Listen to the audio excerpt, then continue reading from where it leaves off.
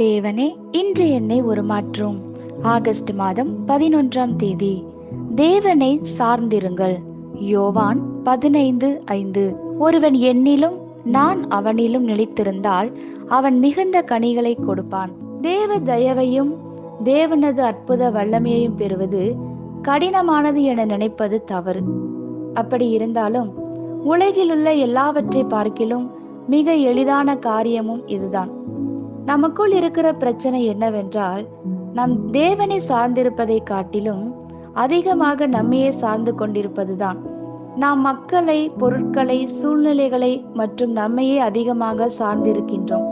தெய்வீக வல்லமை, தெய்வீக பராமரிப்பு, தேவ பிரசன்னம், பாய்ந்து செல்லக்கூடிய வாழ்க்கைக்கான ரகசியத்தை இயேசு சொல்கிறார்.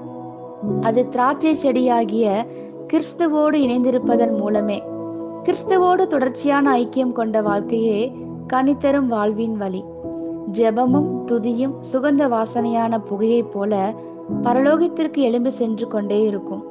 வெளிப்பாடுகளும் ஆசீர்வாதங்களும் பரலோகத்திலிருந்து இப்படிப்பட்ட இருதயங்களிலே ஊற்றப்படும். இப்படிப்பட்ட தேவ மனிதனுடைய வாழ்விலே ஜெபங்களும் ஆசீர்வாதங்களும் தொடர்ச்சியான போக்குவரத்திலே இருக்கும். மக்களை சார்ந்திருப்பதை விட்டு நாம் வெளியேற வேண்டும்.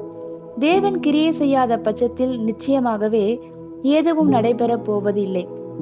நம் புயல்களை நாம் அமர்த்துவதற்கு இது ஒரு உறுதியான வழி. கொடிகள் திராட்சை செடியில் இணைந்திருந்து செடியிலிருந்து தங்களுக்கு தேவையான எல்லாவற்றையும் உறிஞ்சிக் கொள்வதைப் போல நாமும் நம் எஜமானரோடு இணைந்திருக்கும் போது எல்லாவற்றையும் அவரிடமிருந்து பெற்றுக்கொள்வோம். உலகம் சுயத்தை மையமாக கொண்டது. கிறிஸ்தவர்களோ தேவனை மையமாக கொண்டவர்கள்.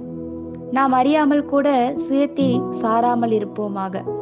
அவரின் பிரசன்னத்தை குறித்த உணர்வோடு எப்போதும் இருத்தல், தொடர்ச்சியாக அவரை துதித்து போற்றுதல், ஆயத்தத்தோடும் அன்போடும் கீழ்ப்படிதல், இவைகள் எல்லாம் செடியிலே நிலைத்திருக்க செய்யும் வழிமுறைகள். ஆமேன்.